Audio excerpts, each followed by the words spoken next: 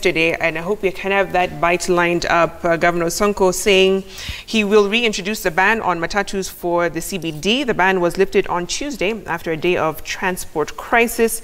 Sonko said he was willing to become unpopular in order to make the right decision and decongest the city.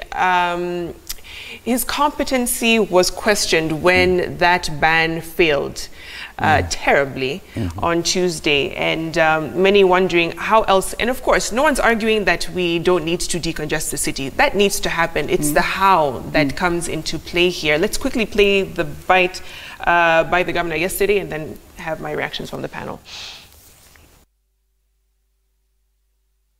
Afadhali nifanye governor mmoja, lakini Nairobi nisiiwache vile niliipata nikishirikiana na ndugu yangu rais. Kutembea ni exercise na bado mtatembea tena. Hata huko Rwanda Kagame anafanyisha watu exercise. Tutachunga tu maslahi ya wale wamama wako na mimba, physically challenged people, wamama wazee, lakini vijana mutembee. It is just 1 kilometer walk from railways or from Mudhurwa to CBD. Mkuwe active. Na mimi kama governor yenu sitakubali laziness. Mtatembea na mtatembea tena.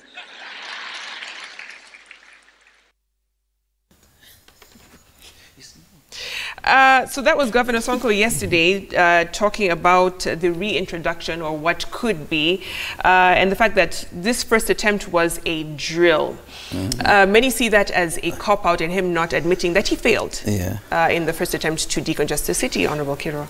I think that issue should have been done by multi-sectoral. I should have seen the presence of the CS transport and also all participants, because there is this animal in the house called democracy.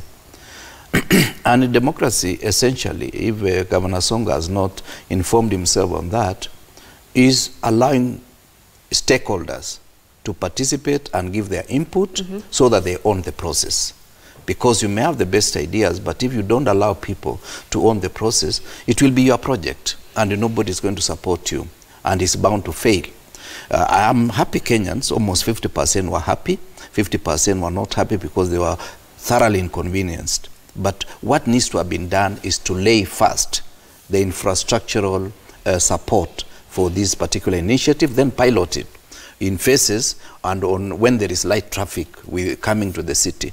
Because you realized many vehicles, because I know the three of us here, we have our vehicles, but we choose at times to use public transport, except to people like us, because you are too old to jump into a matatu. So, but at the end of the day, you have a car, and you have a choice either to use a car or public transport. And if public transport is effective, I don't see why we should not be using public transport. Even going to Mombasa, you can use a train if it is more effective than putting your vehicle on the road. But what they did not do, and I saw the CS the other day in this studio, trying to say there will be, in March, there will be so many buses, there will be so many trains. Then why didn't you bring the buses and the trains first? Then they take over. Natural matatus will even be phased out because of presence of a more effective system. But Governor Sonko should not be annoyed because his senator has taken him to court or so. Because that is where we go wrong as Kenyans. Don't look at Senator Sakaja. Look at the whole body of Nairobi residents. Are they happy? They are not happy. And if they are not happy, listen to them. And there's a big question in all of this, Honorable Wangari, in terms of who owned the process. Because even as this was being implemented, the ban, the residents who are going to be most affected were not consulted in all of this. It just seemed like it was a blanket statement from the governor and Jipange, basically. What do you make of how it was done? And if it is to be done, what is the best way to go about it? I think if you, and I know Mheshimiwa has traveled a bit, effective public transport, you don't even need your car at all. In fact, most of the time, you'll easily just get into a tram or get into a bus or get into a train because it works. And I think the tragedy of this of Nairobi, and I say that because Nairobi is very special. It is not just a county. All of us, even those who are from up country, we have a stake in Nairobi because in 3 days I'm in Parliament. I am a stakeholder in Nairobi.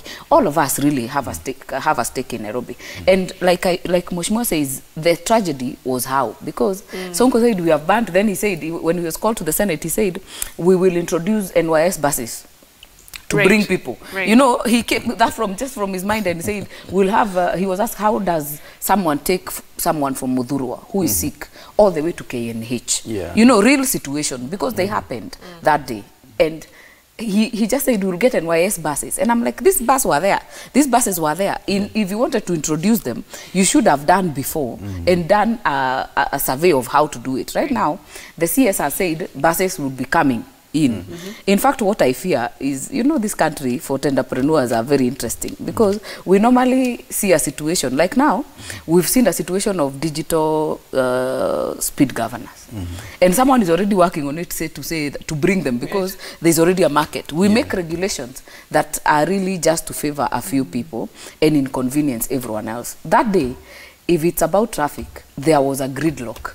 In fact, I was like, I think matatus don't cause traffic at all. And that has been the argument all along. The traffic, we were, even those of us who were driving, was terrible. Even in town, you could not move. Because I think every person now got their car out to be able to get on the road. And of course, the human traffic was immense. In fact, people are saying even those bridges, can they hold? But I think more importantly, it showed us that our infrastructure is not ready. Totally, because first of all, they are walking on the road because there is nowhere to walk. There's no sidewalks. There are no sidewalks. There are no cycling lanes. You cannot cycle. You cannot walk. So what do you expect these people to do? I think our infrastructure is really wanting. I've seen even petitions in the House for some of the roads we are building, like say the one for Umoja, that side, it's called that bypass.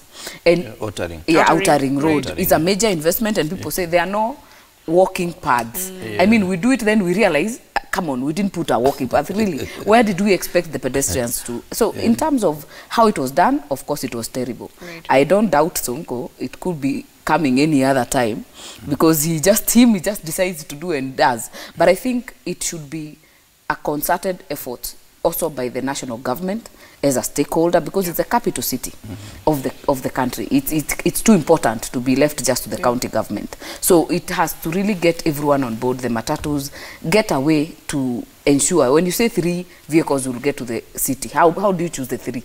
You know, every circle. I think these things need to be put in order. And if there were the buses were more, because buses have bigger capacity, would make more sense. But let us pilot first. Let's just not wake up and decide, you guys, tomorrow you're walking. Then you wake up the following morning. People woke up very early thinking it's still on. The ban was lifted yesterday at night. So when you wake up, you're ready now to go with your car. You realize there were matatus. So you could have used. So it really must be done in the proper way. And some arguing that it was probably done backward, considering that a lot of the traffic or movement of people is walking, because most people can't even afford public transport. So even considering the population of people who walk to work or to walk to other parts of the city, how do you incorporate them? Of course, sidewalks being the biggest, but they need to really think of the movement of people who use their limbs, because they can't afford to get into a matatu or a bus or any other transport vehicle to get them to where they're going. Well, at times you imagine our designers don't live in Kenya, and therefore they design roads for some other pedestrians, not necessarily taking cognizance of the fact that many people, if you go to this Mbagathi Road, you will see so many people from Kibera walking towards industrial area and so forth. And therefore we need to have thought about these people, their safety, and the convenience also to motorists, because if you find almost 100 people crossing the road, it delays you.